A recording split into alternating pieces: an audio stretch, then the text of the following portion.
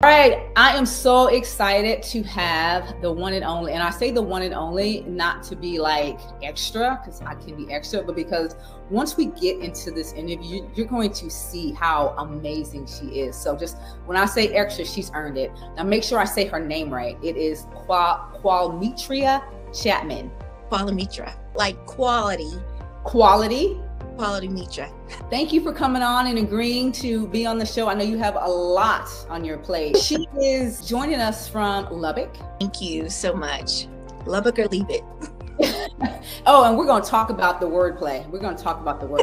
She is a school counselor. So today we're going to look at the role of a school counselor and what that looks like. I think this is the first time we've had a mental health professional in the role of a school counselor. So we're looking forward to learning more about this profession. So how long have you been a school counselor?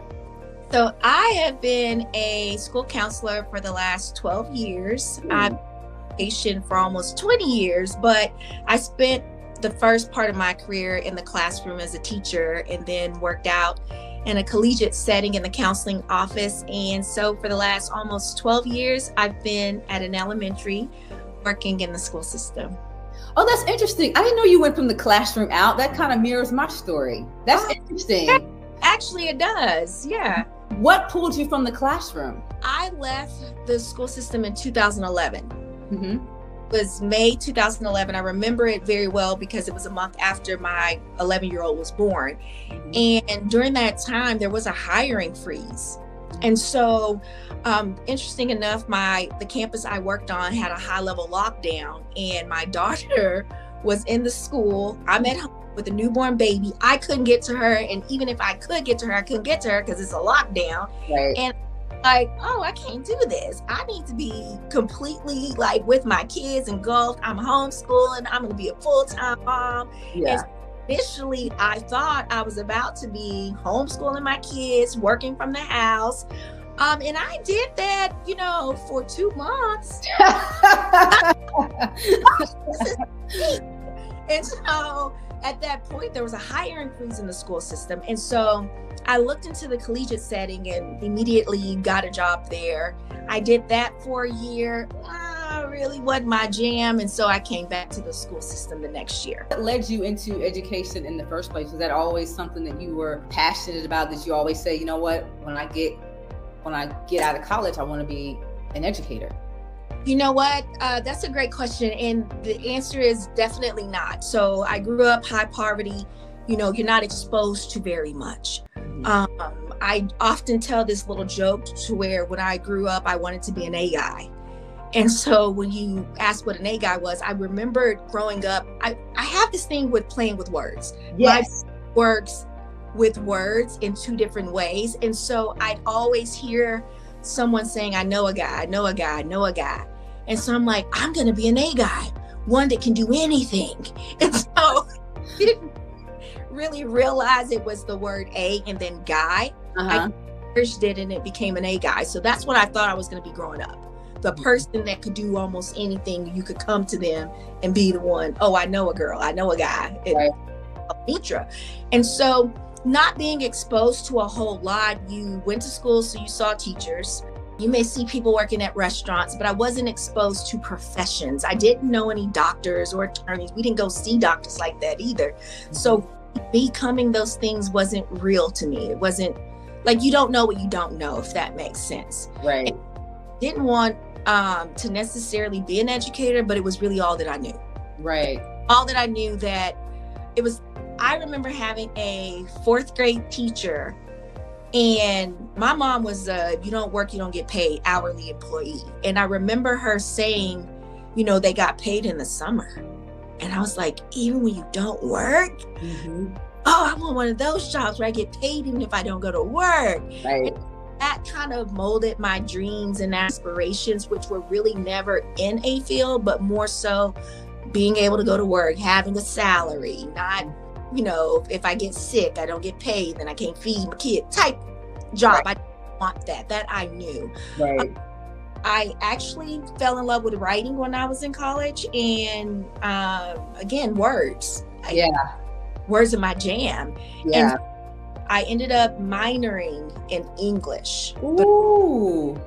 I don't know. Somehow I found out maybe I should be a news anchor or something. I don't really know how I got to that point, but I minored in English and ended up going an alternative route right out of college and became an English teacher. As I'm hearing you talk, and because I'm a huge fan of your social media page, you are very gifted when it comes to words. You really are. Like, I'm like, when's the book coming out? Because I've never seen someone, I mean, you know, like rappers that have bars, but it's just a different level.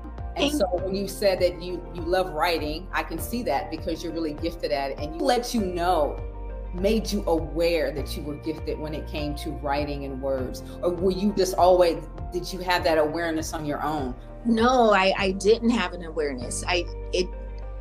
It never was an awareness. It was the thing that was easiest for me. Not, oh, you're pretty good at this. It wasn't until, I discovered the word puns. Yes.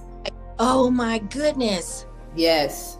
People understand me. Like, it was finally, and I was adult, like the word pun I'd never heard.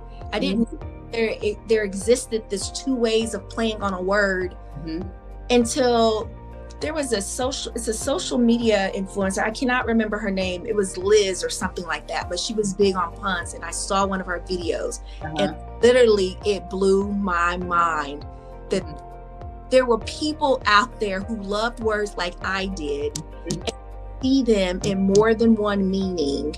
Yeah. Make it happy. Yeah. So it was not intentional. And even sometimes now I say things and I sit in meetings, and meetings are always fun. Yeah. Catch puns all day. And I like now, the people I work with know if I just start laughing out of nowhere to run back what was just said because something's funny about it. Like, you know that about me. So yeah. Yeah. So what you're saying is that what you were doing with your wordplay, you didn't know it had a name until you came across this lady on social media, and then you're like, oh, what I'm doing is a pun. Yes. Yeah. So you are a wife, you are a mother, you are I'm gonna say this wrong, so give me grace. You are a soror. I'm a member of Delta Sigma Theta, but yes, I am a soror. Sorors, y'all listening, that means we're paying our dues and doing work. And doing my work in the community, sorors. Yes.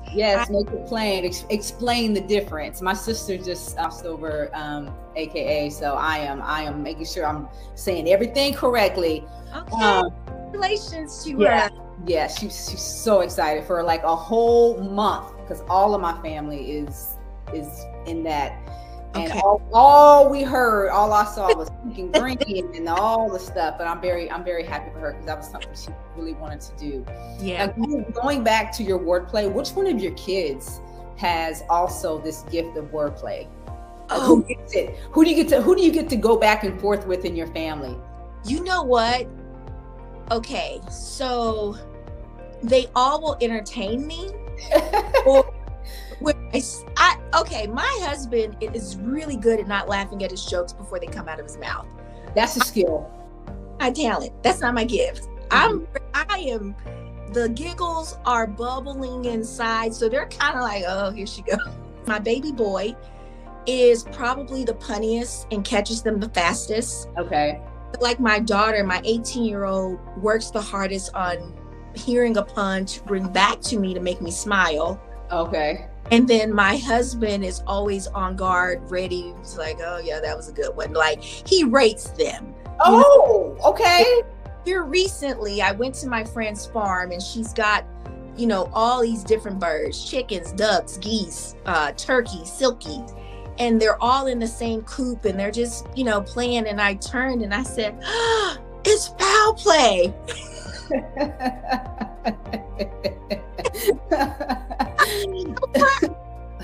You said you were so proud. It's that one your best, but it was a good one. So he kind of rates me when I come up with them, and the timing is what he does. So he keeps you humble. Oh yes, he is. Humble.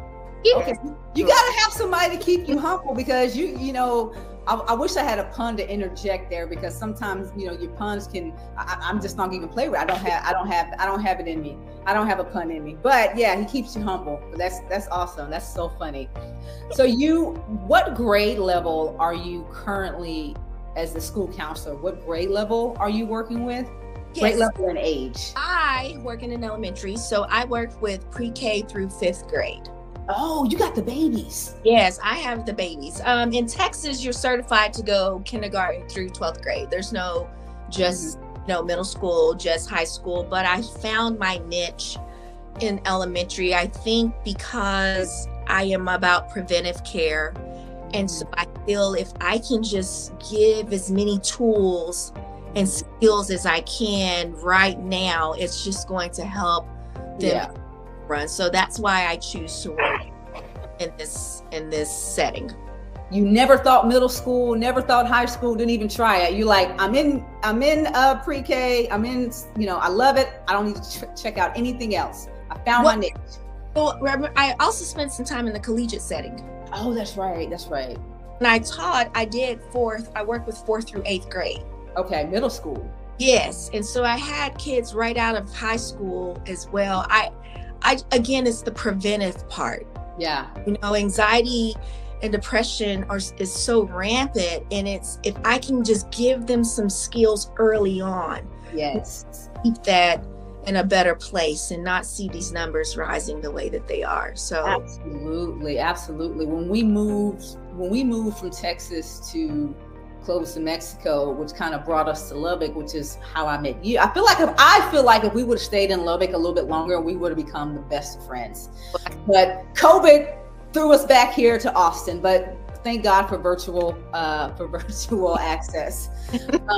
But when I went to when I left Texas, I actually went to middle school, and I have been teaching secondary education in high school for years, like 17 years. And when I went to middle school, it was mind blowing, because I was like, oh, this is why my 9th graders come like this. Yeah. And so when you say preventative, I get it. Yeah. I get it. It was the first time I really started to understand words like executive functioning. Okay, let's go. You know, and why, you know, ADHD sometimes goes underdiagnosed, because it looks like, I don't want to go down that rabbit hole, but it gave me an awareness of how important it is to teach skills. Yeah. And how a lot of the behaviors are really a lack of a skill versus a lack of will to do, to be compliant. You're absolutely right. What is the job description of a school counselor? So interesting enough, this past year, a new bill was put in place for school counselors. So now it looks different than it has in the past by law. Yeah. Now we're required to spend 80% of our time with students, not so doing all of the other to-do list and task out 504 coordinating or testing or schedule changes and things. Yeah.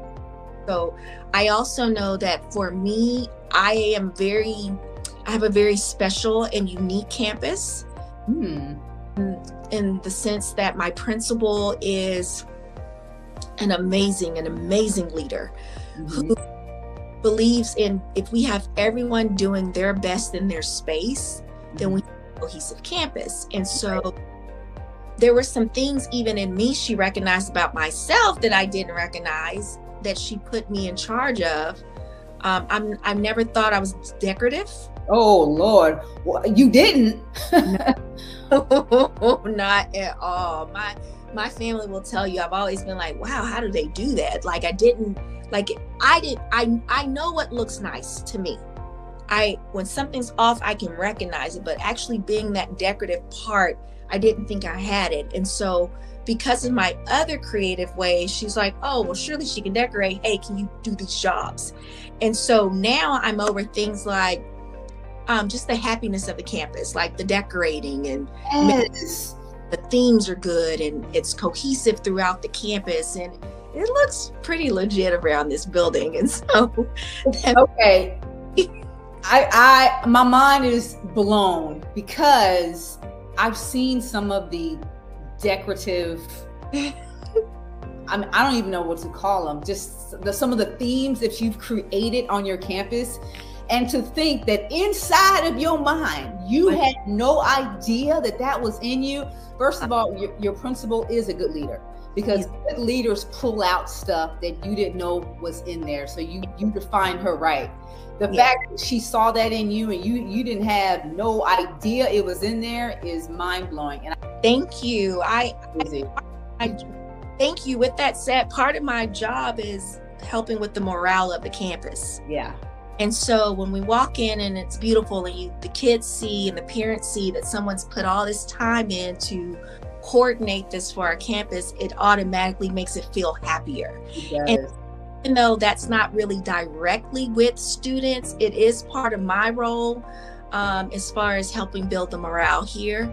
But as far as students are concerned, my big job here is running small groups. And I see every single kid in the building, kindergarten through 5th grade, every Monday.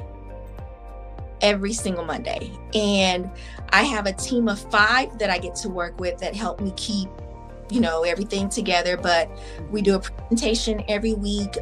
We do what's called Capturing Kids' Hearts. Oh yeah, we used to do that. Our first year as a Capturing Kids' Hearts. So I do all of the lead-worthy lessons. Yeah. And I cafeteria, 100 kids at a time, and it works. Yes. They're so engaged. They love the, platform and how we do it. And then outside of that, I do small groups through the week. And so I work with kids, again, those play on words, those puns.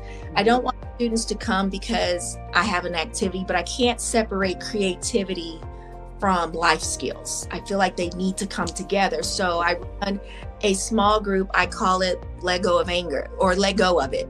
Oh.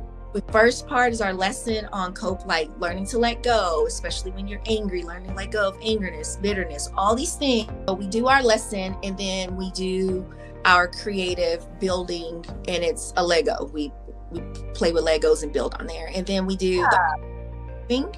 And I'm by no means a painter, but we do our lesson on coping skills, and then they do a little art project. Oh. Let me see. Brace Yourself. That's probably one of my favorite groups, and it is a girls group. And so we work on self-esteem building. We work on, just self-love and all of those things. And then they learn to make bracelets. And so we've got, this little book club, making word bracelet. Like, it is the neatest thing that I could have, if that 80-20 rule did not come in play, this is not what my job would look like. Yeah. But waiting on an opportunity to just be able to spend time with these students and implement. So I see small group, about 60 small group kids every week. I was going to ask you to give us a glimpse of what your day or week looks like for a school counselor. And so you just kind of slid into that question all by itself. It's funny that you should mention the 80% rule, because when I was in high school, I never wanted to be a counselor, because what I saw them doing was schedules, AP testing coordinating, and all that. I never really saw them, not that they didn't want to, but they never had room in their schedule to do a lot of the counseling that they kind of went to school for. And so that was frustrating for a lot of my friends that were counselors. And so when they were trying to get me to go into counseling, they were saying, if you want to go into counseling, which at the time I didn't, you should do school social work, because you get a chance to work more with the students versus doing scheduling and testing and all that. And so I think a lot of counselors that went into the field to work with kids love the 80% rule, because they get the chance to be with the kids that they kind of went into the profession to do. That's exactly what we're getting to see, at least for me on my campus. But you know what? Interesting enough, I've seen a lot of counselors who are really good at that paperwork side, who feel like they're servicing kids by helping them get into programs like 504 programs. 504, yeah. They feel like that's their passion, getting students accommodations and advocating for them on that side. Mm-hmm. That has a lot of paperwork and legality to it that for me, it just required so much of me mentally. Yeah. It was almost, I was nervous to pick up a ball that focused on like a group, knowing I was going to get pulled to do something else later. Yes. Hesitant to even have a really strong counseling program. Yeah. Because you want to be consistent for the kids. Yes, they deserve me to be consistent. They deserve not to have to wonder if Mrs. Chapman's picking me up today. On Thursdays from 7:45 to 8:45, Mrs. Chapman is coming, and that first half hour is a lesson. In the next half, we're gonna do whatever project she came up with. They look forward to it, you know. I saw her walking out today, and she said, "See you tomorrow at 10:15." They know. Yes. And at that age, a lot of kids don't have that. Sometimes, not all the time, they don't have that adult that's consistent. They don't have that adult that shows up and does what they say they're going to do all the time, because sometimes that might be out of the adult's hands. But to know a place that they come every day, Monday to Friday, for the majority of the year, there's a consistency. And I think that was one of the things we saw in the pandemic that caused a lot of the anxiety, was a break in their routine. Yes. A break in structure, a break in not knowing what was going to happen next. And it was a break for everyone. It was a break for parents. They didn't know. It was a break for teachers. They didn't know. And kids need stability in order to have less stress. Yes, absolutely. You're absolutely right. That's I'm awesome. So thankful that it's, you know, and again, I even think, you know, again, my situation is so unique on my campus that I still would have been in position to work with kids, but not the extra small groups, not the creative part, not that would have been there. So I'm very, very humbled and very grateful for it. Yeah, I feel like that's where you come alive, and kids know when they are thought of. I saw a quote. I think it was, what did it say? There's a difference between being kid friendly and what was the other? Kid friendly and prepared specifically for kids. Like you welcome them into the space. And I'm the second part of that I'm not saying right, but it's like you have these restaurants that are kid friendly, but then you have restaurants that the atmosphere is created with the kid in mind. Yeah.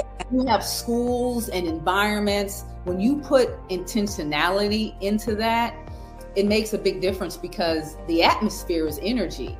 At my church, I wanted to be a part of the decor ministry, because when we have like these big like women conferences and all that, I love to hear the music and I love to hear the speech and all that. But what really gets me there is how they're going to decorate the place. Mom, how are they going to welcome? Like, what is the atmosphere? Where's the creativity? I love that. And so I'm an adult, and that makes me feel welcome. It makes me feel, oh my God, they put so much effort into making me feel welcome. That's right. You're absolutely right. Like, again, I feel like they deserve it. Yeah. You so know? When teachers don't get like, why I gotta decorate my door and why I gotta put stuff in my room, it's not for you. It's for these kids. They deserve it. Yeah. They need it. It's just my answer. They deserve it. They need the extra. Well, I was gonna ask you what you absolutely love about your job, but I feel like you kind of shared it on your own. But just in case, let's kind of let you answer the question.